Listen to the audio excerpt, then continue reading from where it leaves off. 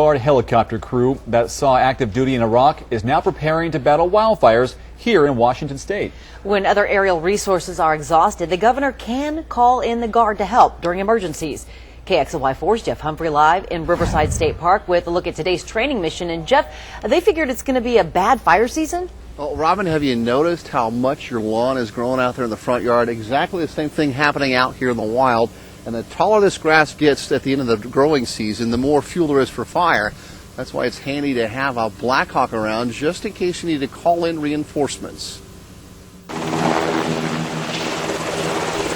It's the same helicopter and crew that spent a year flying the not-so-friendly skies over Iraq. The Blackhawk has many missions, but on this latest deployment was used primarily as a taxi. Our primary mission was hauling passengers, troops, mostly U.S. troops, back and forth from one forward air base to the next, trying to keep them off the roads because of the roadside bombs and stuff. Getting troops around safely reflects the Blackhawk's national defense mission. Here at home, the helicopter's heavy lifting capabilities means it can fight state wildfires. That's a great mission.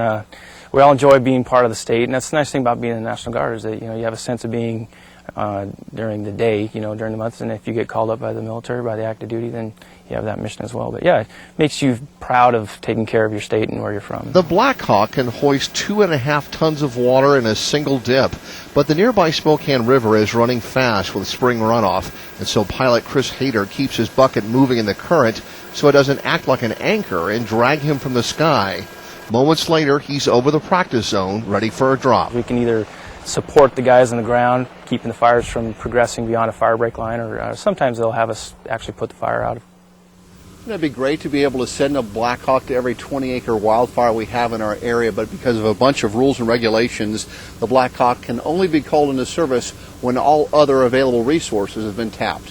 Reporting live in Riverside State Park, Jeff Humphrey, KXLY4.